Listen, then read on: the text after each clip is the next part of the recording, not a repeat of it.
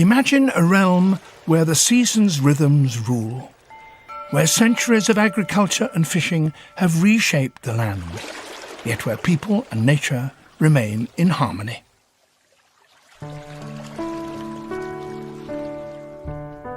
Sangoro Tanaka lives in just such a paradise. At 83, he's a guardian of one of Japan's secret water gardens.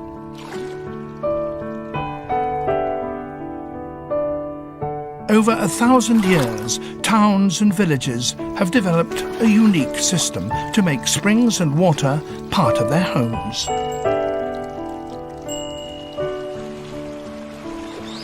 From inside their houses, the stream pours into Japan's largest freshwater lake, near the ancient capital of Kyoto.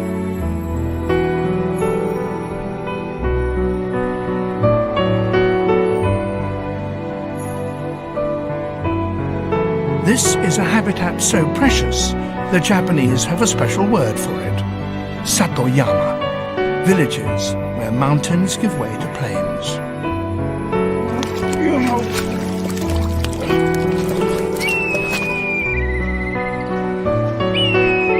They are exceptional environments, essential to both the people who maintain them and to the wildlife that now share them.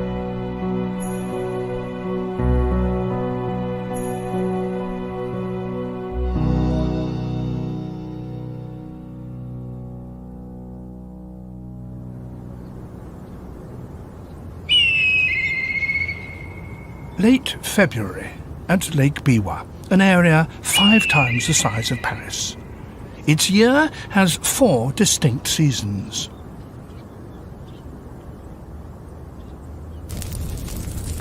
Reeds, desiccated by winter winds, feel the heat of spring. They are all that remain. The rest have gone to make roofs or screens. Flames consume both pest and weed. The ash will prove a powerful fertilizer.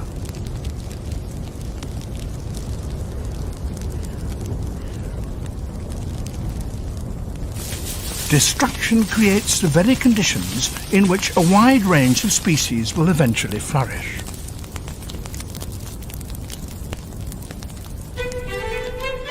By April, new shoots sprout. The fire and smoke have provoked new growth. Spring puts on its new coat.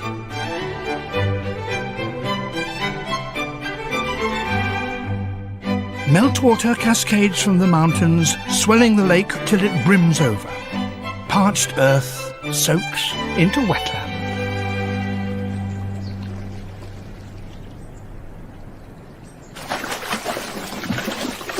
Sudden sounds split the still of the day.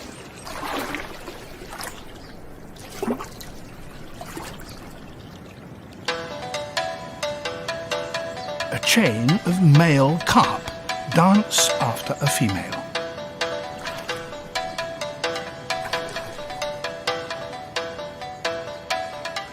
Some are longer than a man's arm, but she's bigger still, heavy with eggs.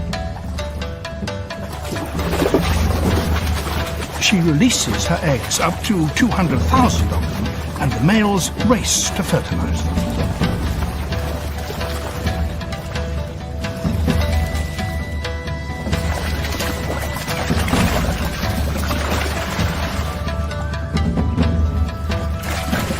For the rest of the year, these carp inhabit the chill depths of the lake. To spawn, they must seek warm shallows. Spring's rising energy is released.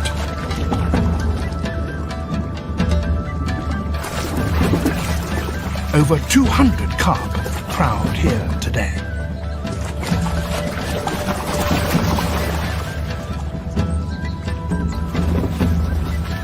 The conditions created by the flowering of the marsh offer an ideal site for breeding.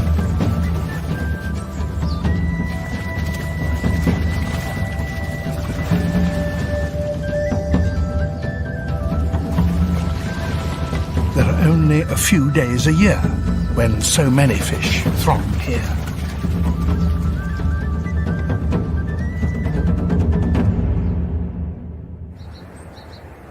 Sangoro the fisherman won't miss his chance.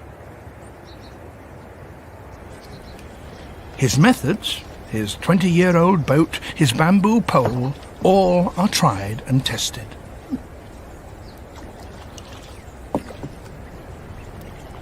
It takes years to really master the art of punting.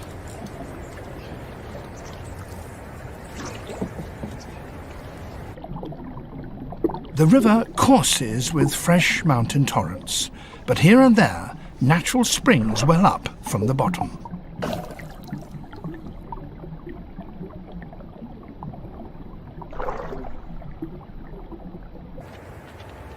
The marsh is a maze, but to Sangoro it's as familiar as his garden. He has some 50 traps set in various corners.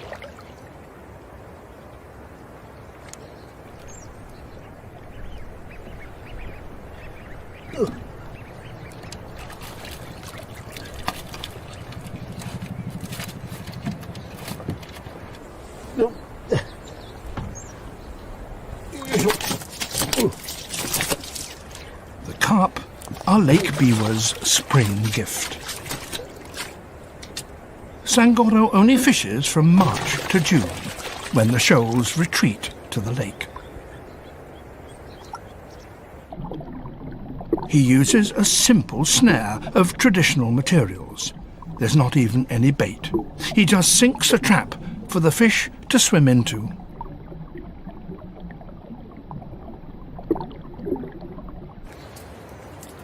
Where he places it depends on the weather and where he thinks the fish will swim that day.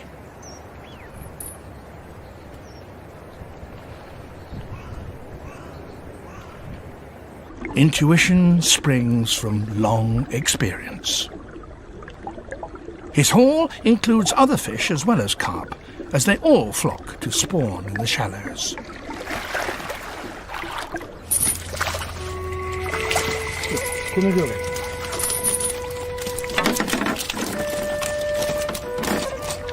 This trap is full of carp called crucians. With a single trap, he may net a dozen fish to take home.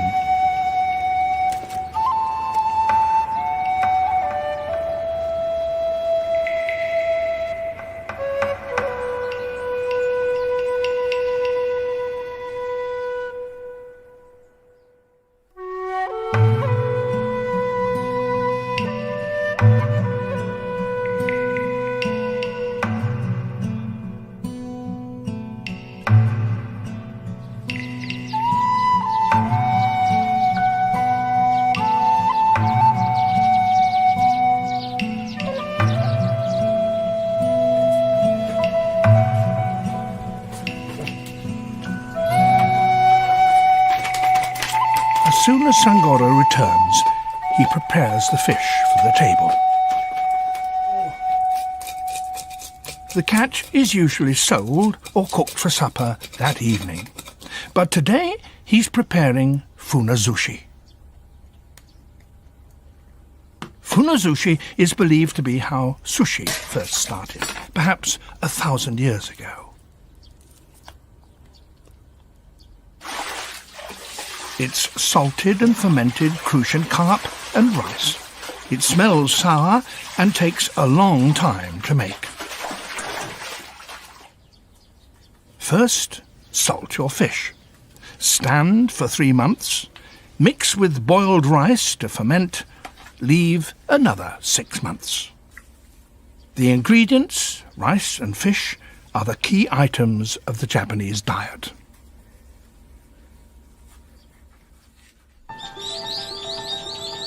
Sangoro's home lies about 2 kilometers inland from the lake shore.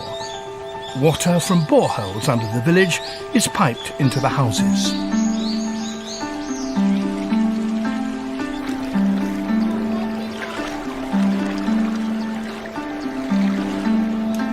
After it's been used, the water passes into a man-made stream.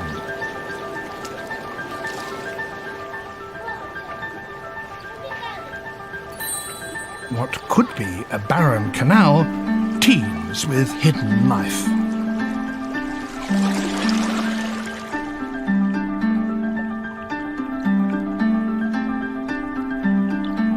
As spring gives way to early summer, aquatic plants reach for the sun.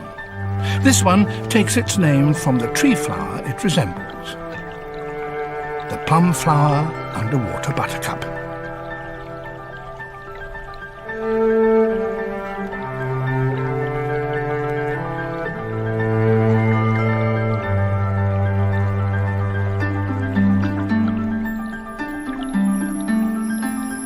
This little stickleback has no scales and can only live in the clearest of fresh water. It normally prefers cold northern currents. This is the furthest south it's found.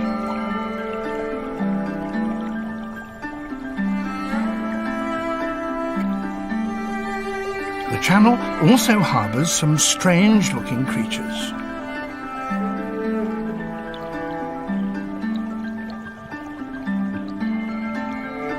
Brook lampreys, primitive jawless fish that resemble eels. A river crab discovers just how slippery lampreys are.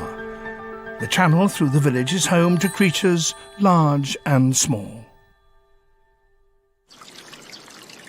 The water sustains people too, and in turn they use it sustainably.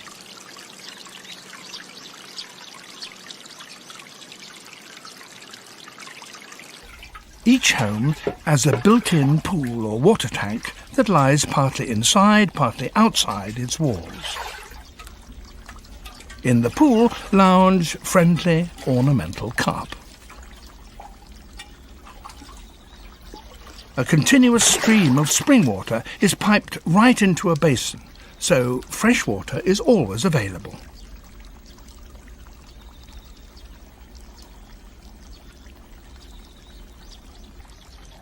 The carp are not purely ornamental, nor are they to be eaten. People rinse out pots in the tanks and clean their freshly picked vegetables. If they simply pour the food scraps back in the water, they risk polluting the whole village supply. However, carp can scour out even the greasy or burnt pans.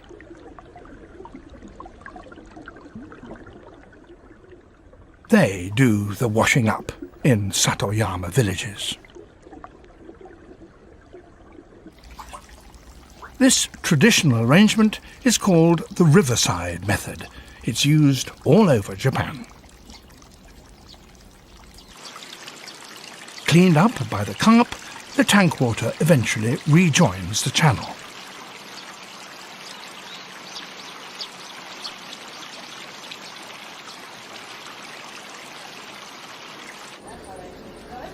For some wildlife, the man-made creek provides an ideal place to raise young.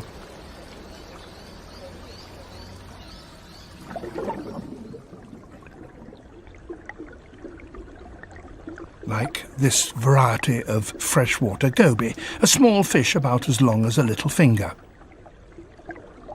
The villagers call it the tiny mud crawler. A male is busy excavating a breeding site. The even bottom supplies a perfect hidey hole.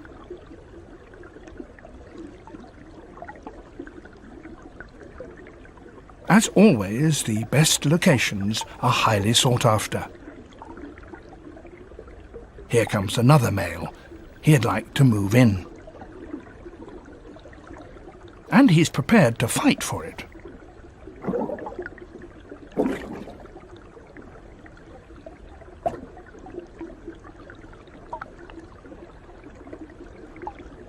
Both do all they can to look threatening.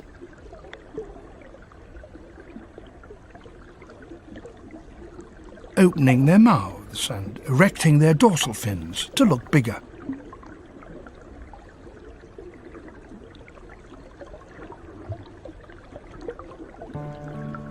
It's a victory for the sitting tenant.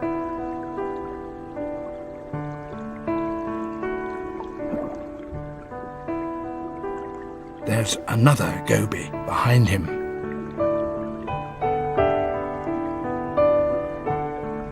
She's hanging upside down and she's laying eggs.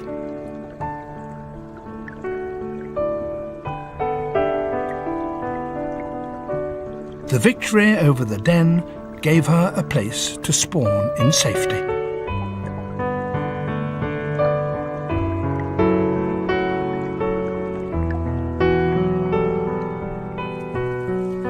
The old, simple life of Satoyama communities is attracting some young Japanese back from the cities.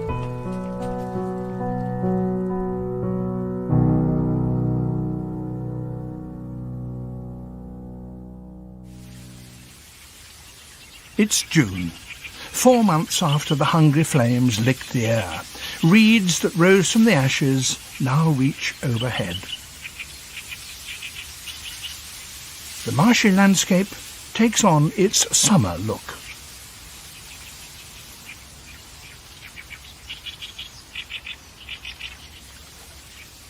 The dense growth is almost like a jungle. A world filled with tiny lives.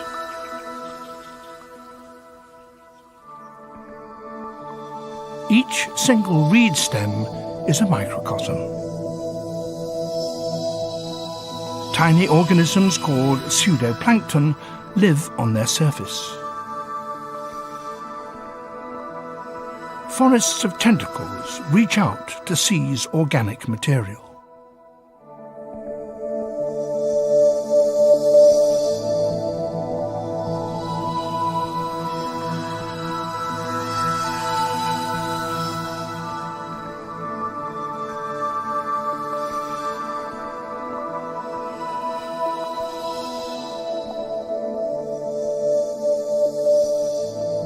Earlier, in spring, young carp hatched in the flooded fields. They stay there for about 3 months. The reed beds are their nurseries, where they have plenty to eat and are concealed from predatory birds. An infant fish meets a sudden end. It's been grabbed.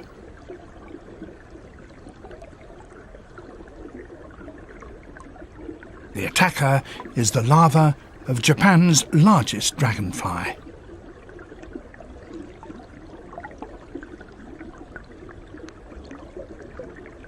This aggressive ambusher hides in sand or gravel.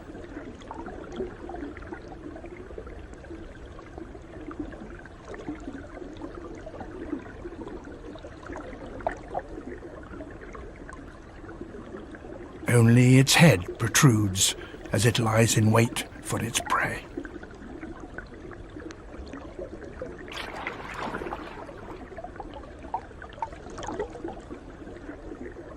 Its correct name is the golden-ringed dragonfly. But to the Japanese, and to Sangoro, in its adult form, it's the king of dragonflies. Chicks accompany a parent coot. Now is the best time to find food. An adult calls in warning.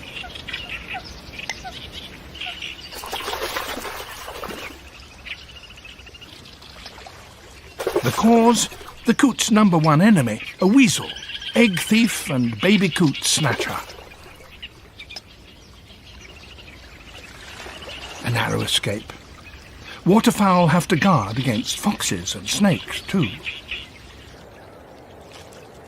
For safety, grebes make floating fortresses anchored to firmly rooted plants.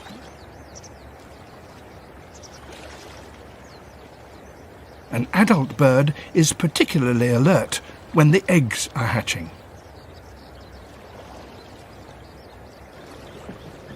Each grebe has its own territory, and each nests at the same place every year.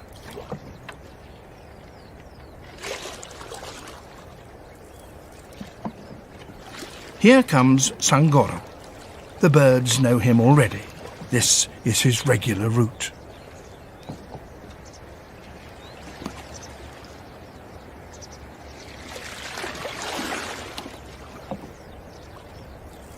He spends 2 hours checking all the traps he set yesterday.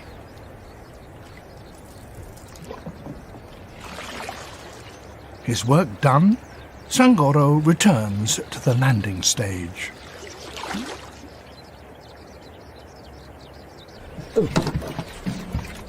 You should see the ones that got away.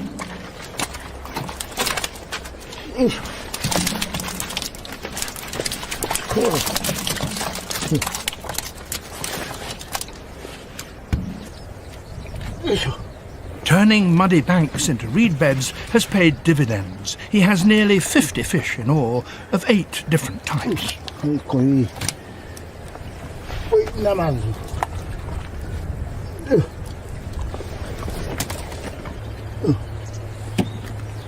Sangoro won't eat the smallest fish.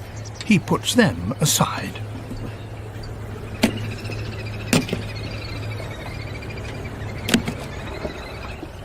He will share his good fortune.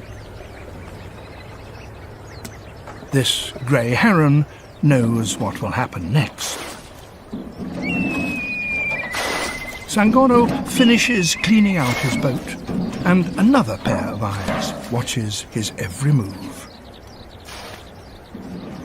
Each fishing season, this kite pays Sangoro a visit.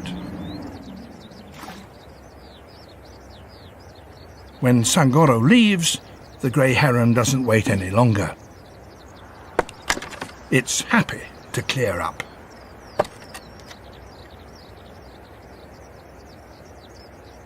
Sangoro left the tiddlers for the birds. It's his way of sharing nature's riches with those around him.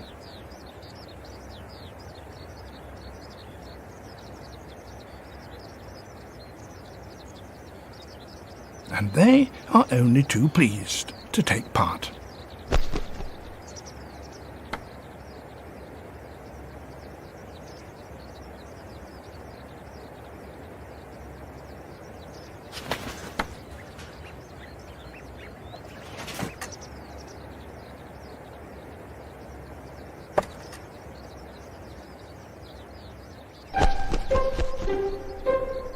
The kite will take the fish back to hungry chicks.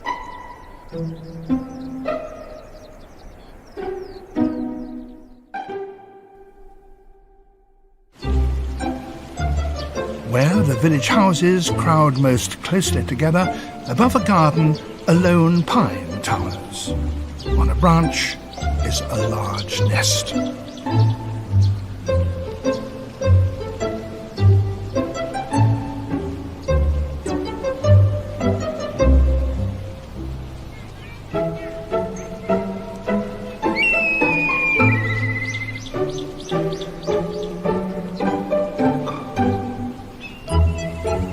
There are 2 chicks there. They're developing steadily under the watchful eyes of the villagers.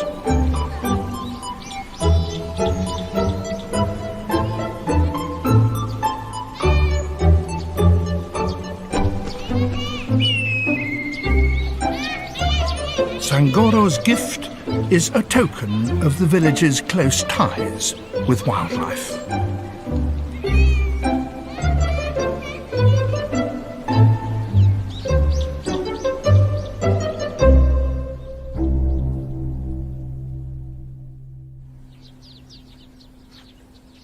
For Sangoro, fishing is not just a job. 漁してこれはもう趣味やな。魚の取るのが面白いんやな。入っとるのが。The traps capture relatively small numbers of fish, but this means stocks aren't depleted. ほんで魚と知恵比べやけな。魚を上手に騙さなあかんねん。あら、これは魚の方が賢かった。わしの方がわしの知恵の方が赤なんだな。入っとらん時はそう思うし。まあ毎日が楽しみよな。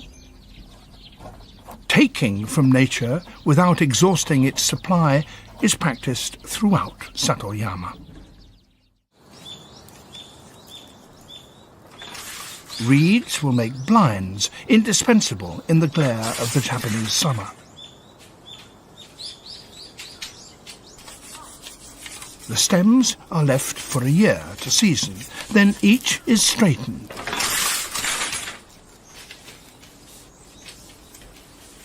Local materials find a use locally.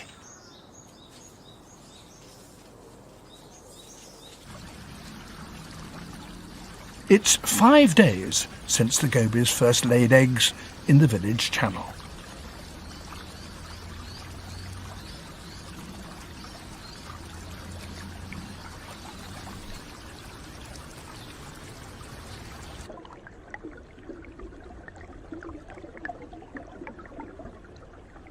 The male is still around.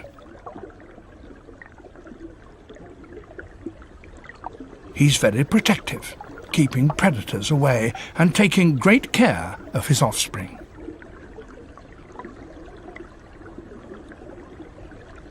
Golden eyes peer out of the egg capsules. They're ready to break out.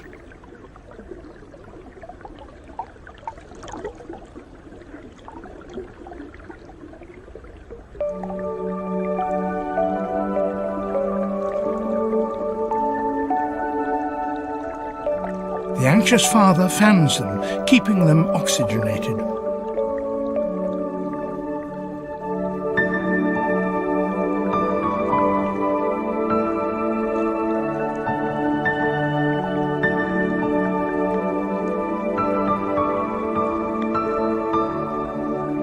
The newly hatched young are barely the size of a match head. Tiny as they are, they're about to embark on a journey.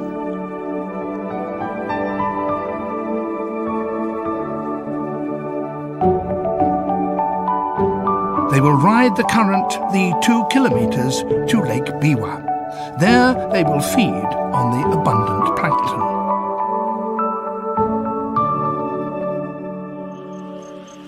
At the same time, another new life is about to undergo a striking change.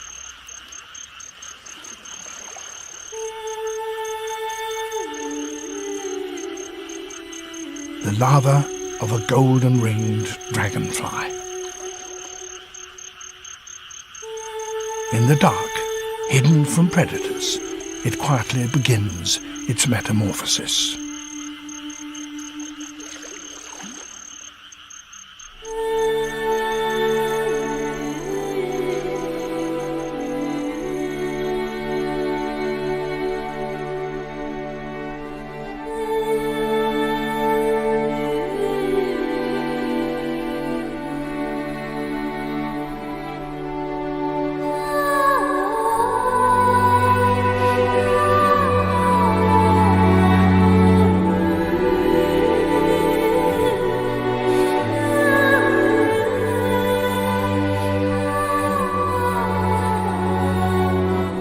The larva is now a fully winged dragonfly. In 10 days, it will be sexually mature and ready to trigger the next generation.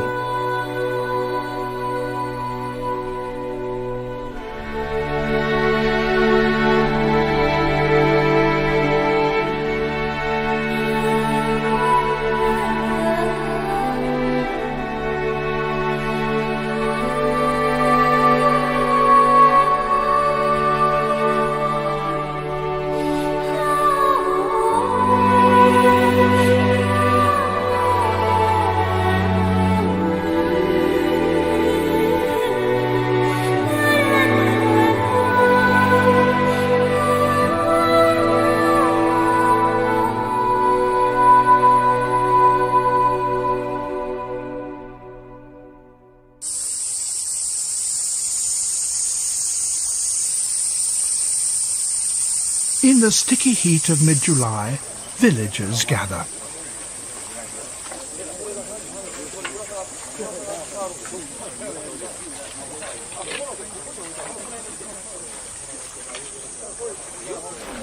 Overgrown banks block the stream.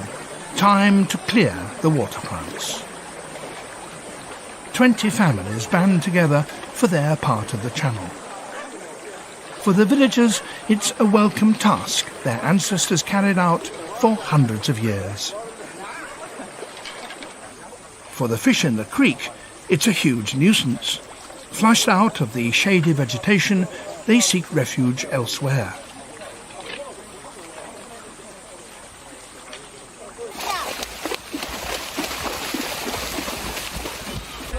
It's the children's big moment.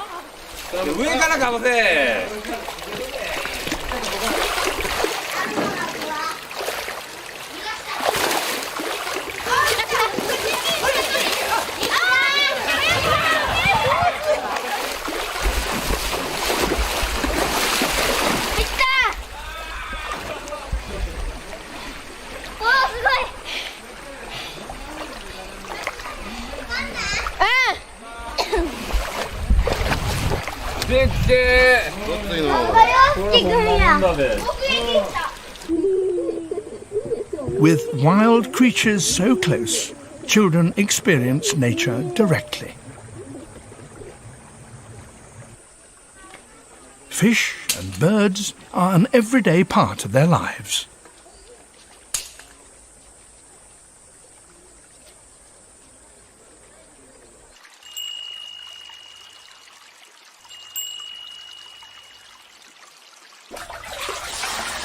Three months have elapsed at Sangoro's house.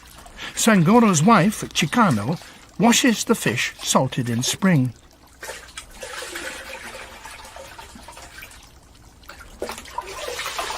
Next, she will bury them in rice.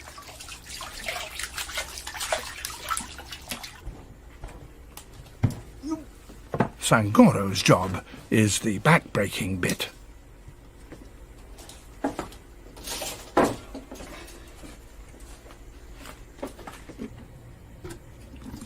First, they lay out the fish evenly. Then they cover them. They build up several layers.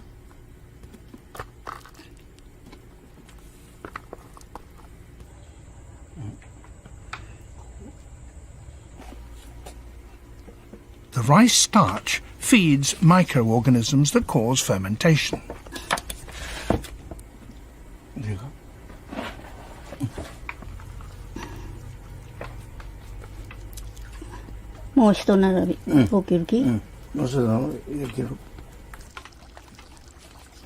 With nature's blessing, the funazushi will be good again this year.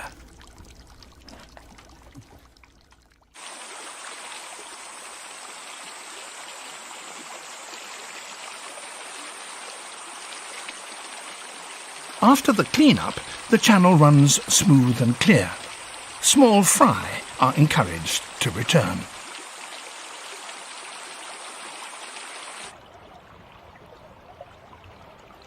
The young gobies are now the size of a fingernail, 10 times as big as they were.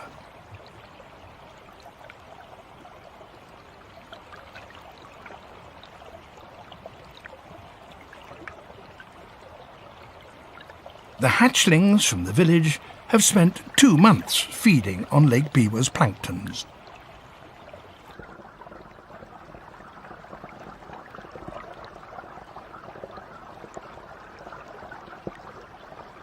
They press on upstream. No obstacle deters them, not even vertical walls.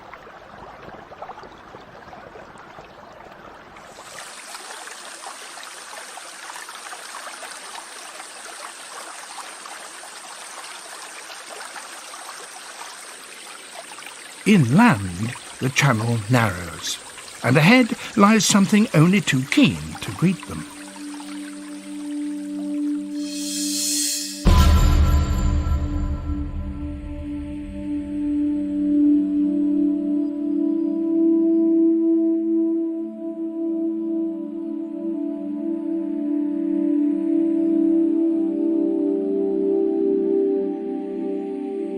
It's a Japanese keelback. It feeds on fish, which is unusual for terrestrial snakes.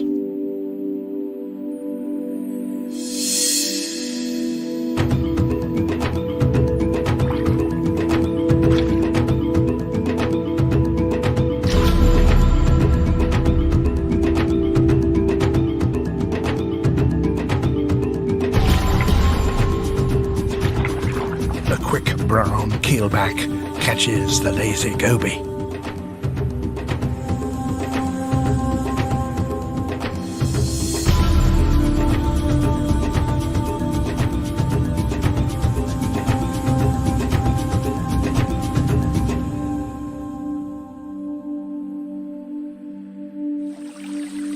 Those who escape continue their travels upstream.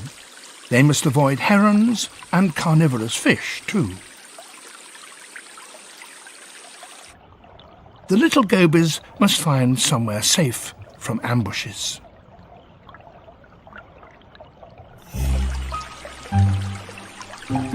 They bump into a row of fence posts. Inside are carp, which won't attack them.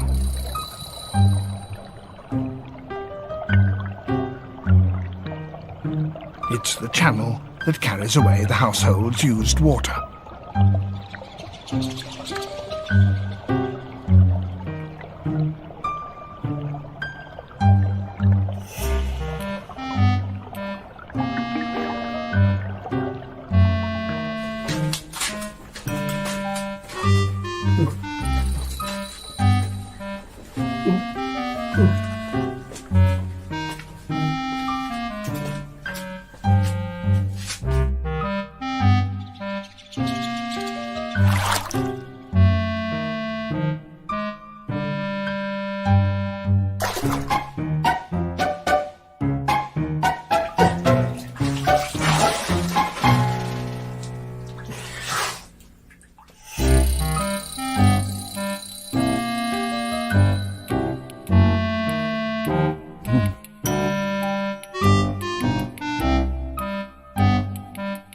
Sangoro's pool offers the young goby sanctuary, even if he will have to do the dishes.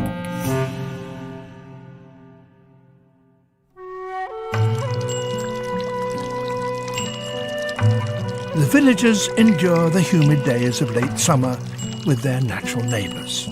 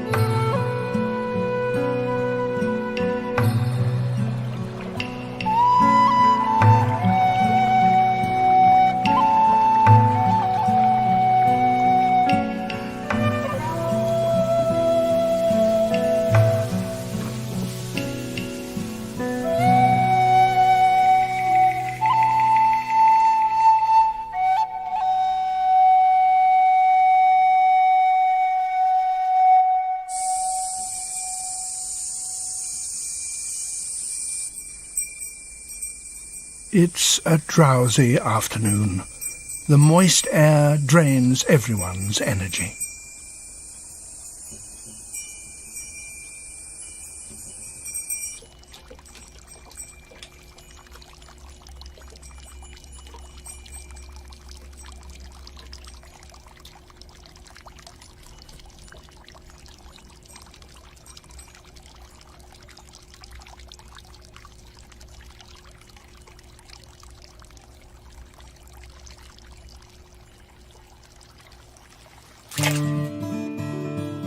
The temperature of the spring water in the house pools remains a constant pleasure.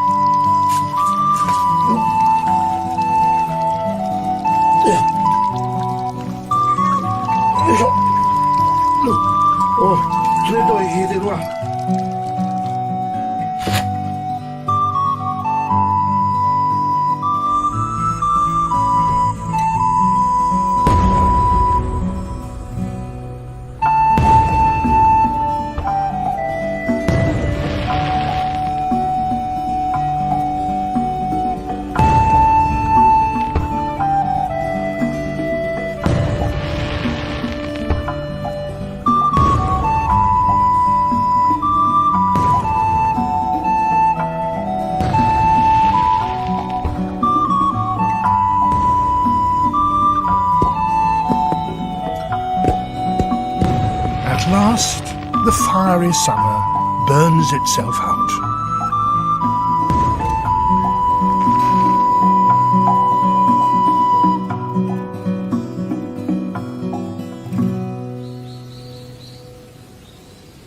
Autumn brings welcome fresh breezes. It's time to gather rice, the staple food of the Japanese. As the rice dries in the autumn sun, the smell of hay spreads across the fields.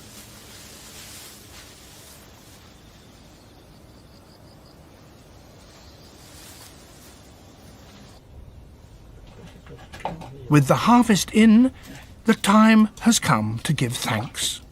Sangoro picks 2 live fish from the house pool.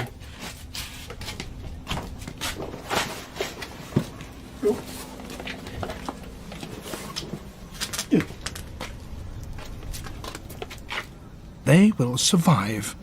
But tomorrow is the day the god of the rice paddy goes back to the mountains.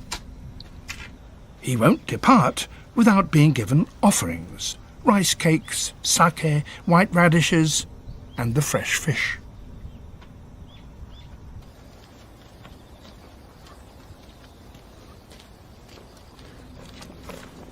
Sangoro believes that the god of his rice paddy will eat before leaving. The god will return next spring when rice is sown again.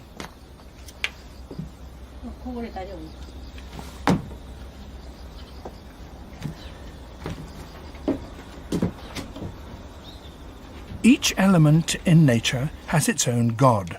Every tree, rock, and stream. 8 million gods of nature in all. Prayer and ritual express Sangoro's gratitude. He's almost totally self-sufficient, thanks to the gifts of nature.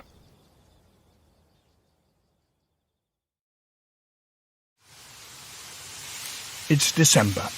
Winter's harshness looms.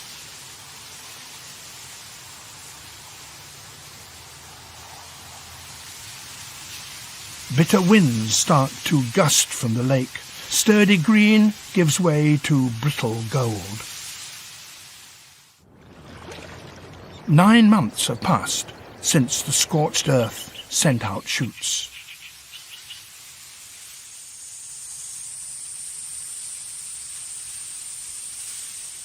Now the reeds soar above. The slender stems will make screens and thatch.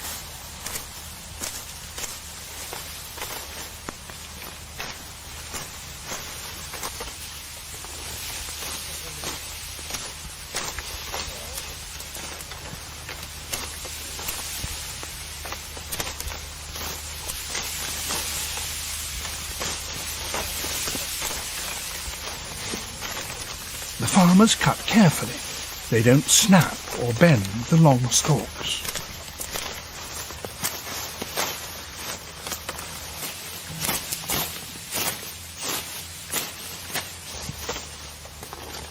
Practice has made them perfect.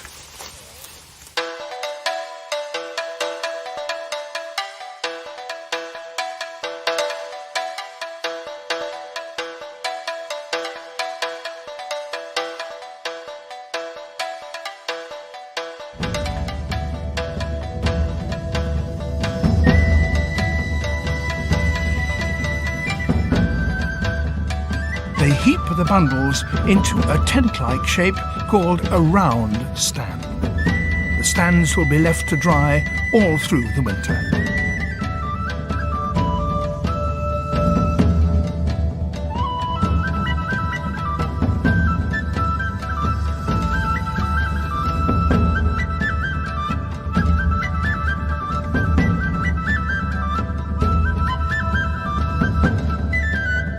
The stands are visible reminders of the close connection between the farmers and the environment they have created.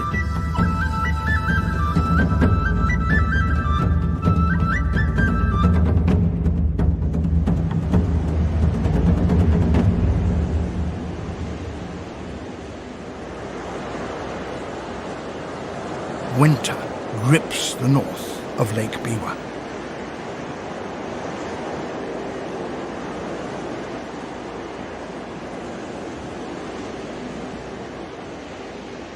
The reed beds show no sign of life.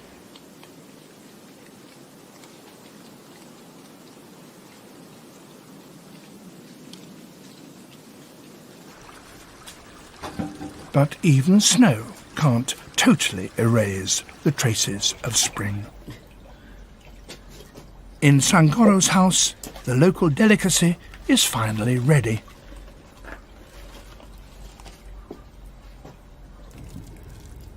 He caught the carp in his trap in spring. He and his wife salted them, and when summer came, covered them in rice to ferment. Now a further 6 months have passed.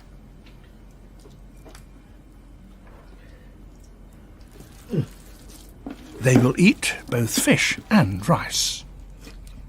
Inside is more evidence of nature's bounty. The orange eggs.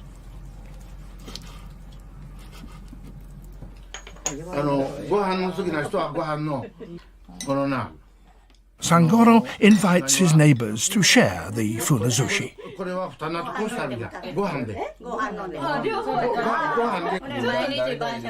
After half a year of maturing, the fish has the sour taste of cheese. Slow food that is endlessly satisfying. Preparation, preservation, and finally, appreciation. The precious pleasures of people living close to nature.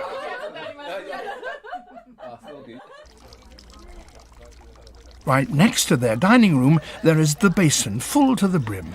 It's cool in summer, warm in winter.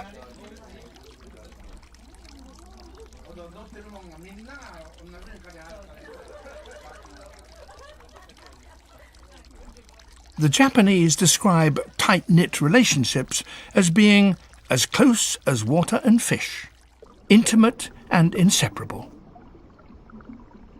Like the pool and its little refugee.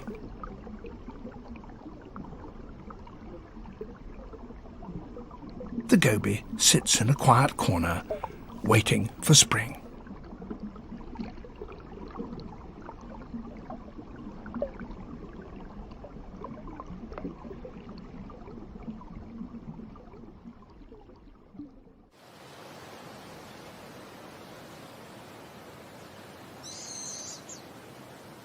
March finally comes round again. The reed beds have slept throughout the winter. Now the first rays of sun coax warmth into them.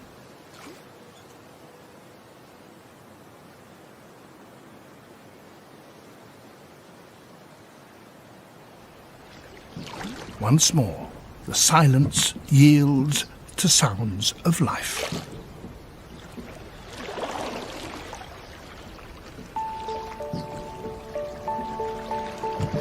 As the rhythm of the year picks up, so do lives, human and animal.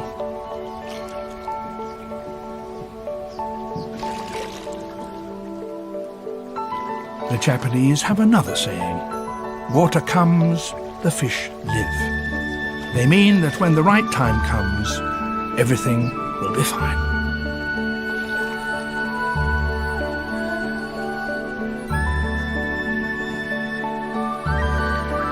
Sangoro knows that in the way of Satoyama, everything has its season.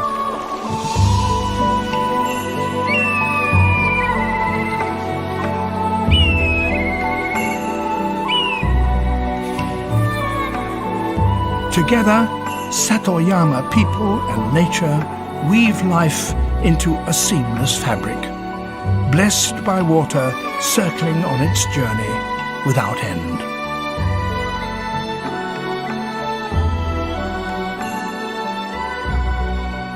A new season, a new year, a new cycle, all begin in Japan's secret water garden.